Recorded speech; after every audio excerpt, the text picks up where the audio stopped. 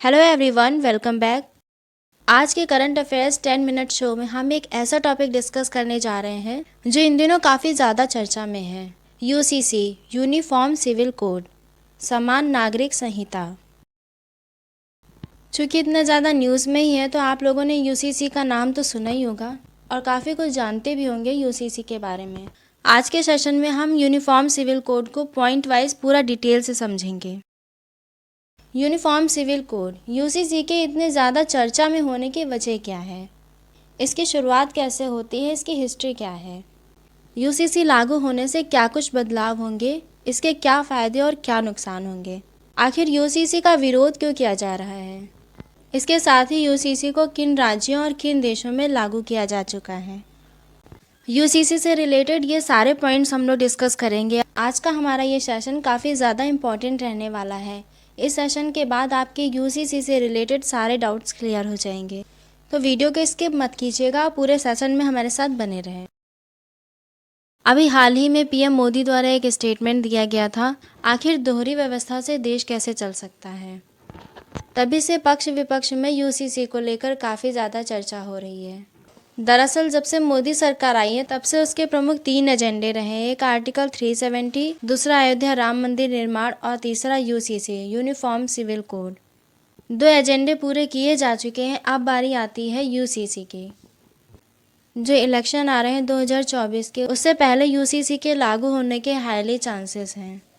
ये uniform civil code समान नागरिक संहिता होता क्या है। समान नागरिक संहिता का सीधा सीधा मतलब होता है एक देश एक कानून। ये एक धर्मनिरपेक्ष कानून है जो किसी भी धर्म या जाति से ऊपर उठकर होता है और संविधान के अनुच्छेद 44 के तहत समान नागरिक संहिता यानी यूसीसी को लागू करना राज्यों की जिम्मेदारी बताया गया है। दरअसल देश में 2 टाइप के पर्सनल लॉ हैं। एक तो हिंदू एक्ट मैरिज जो 1956 में आया था। हिंदू सिविल लॉ के अंतर्गत हिंदुओं के अलावा सिख, जैन और बौद्ध आते हैं, और दूसरा है मुस्लिम धर्म को मानने वालों के लिए मुस्लिम पर्सनल लॉ।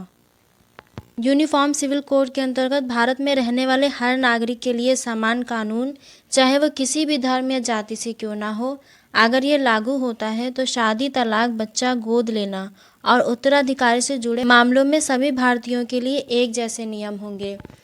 इसका मतलब चाहे हिंदू हो या मुस्लिम। यूसीसी के लागू होने के बाद ये जो दोहरी व्यवस्था है, हिंदू मैरिज एक्ट और मुस्लिम पर्सनल लॉ, इसे हटाकर देश के सभी नागरिकों के लिए एक जैसे नियम, कायदे, कानून होंगे। समान नागरिक संहिता लागू होने के बाद क्या बदलाव होंगे, इसके क्या क्या फायदे होंगे और क्या नुकसान होंगे, आखिर इसका विरोध क्यों किया जा रहा है।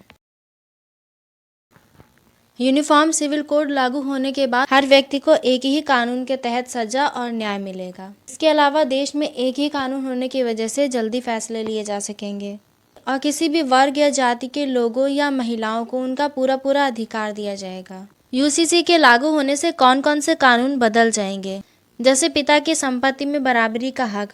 अभी तक पिता की संपत्ति में सिर्फ बेटों को अधिकार मिलता था, पर यूसीसी के लागू होने से पिता की संपत्ति पर बेटे और बेटियों का बराबर का हक होगा। इसके अलावा अभी तक मुस्लिम लड़कियों की शादी 15 साल की एज में हो जाती थी, जो कि इसके लागू होने के बाद शादी की एज है वो बढ़ा दी जाएगी।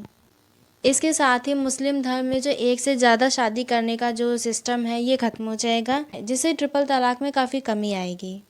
ऐसे में उत्तराखंड सरकार यूसीसी का समर्थन करते हुए यूनिफॉर्म सिविल कोड, समान नागरिक संहिता लागू करने वाला देश का पहला राज्य बन गया है।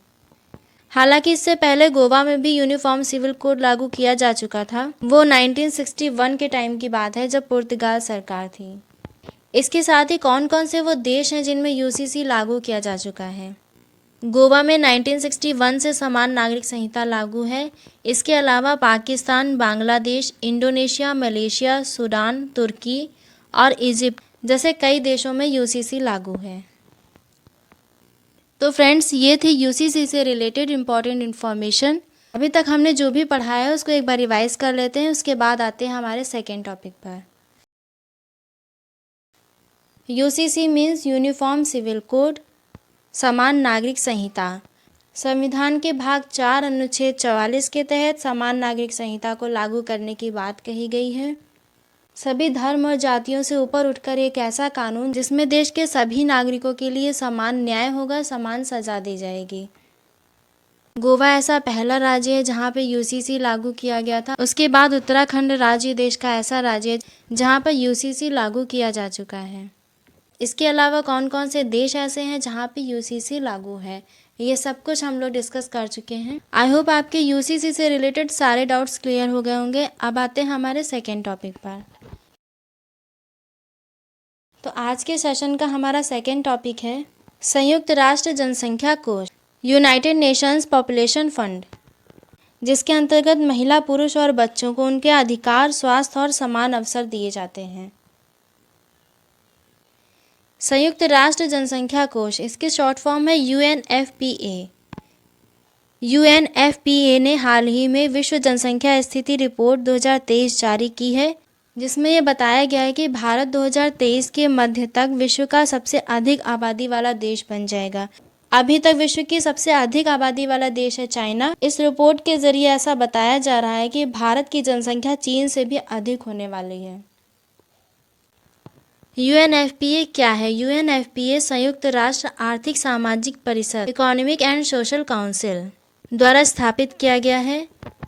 इसे 1967 में ट्रस्ट फंड के रूप में स्थापित किया गया था और इसकी शुरुआत हुई थी 1969 में। इसे 1987 में आधिकारिक तौर पर संयुक्त राष्ट्र जनसंख्या कोष नाम दिया गया। 1967 में इसकी स्थापना की गई थी। 1969 से ये स्टार्ट हुआ था और संयुक्त राष्ट्र जनसंख्या कोष नाम दिया गया था इसको 1987 में। यूएनएफपीए का मुख्य उद्देश्य क्या है? जो सतत विकास लक्ष्य है यानी एसडीजी गोल्स हैं उस पर सीधे सीधे कार्य करता है ये। तीसरा एसडीजी गोल जो स्वास्थ्य पर आधारित है, चौथा एसडीजी गोल शिक्षा और पांचवा एसडीजी गोल लैंगिक समानता पर आधारित है। मुख्यतः इन लक्ष्यों पर कार्य करता है यूएनएफपीए।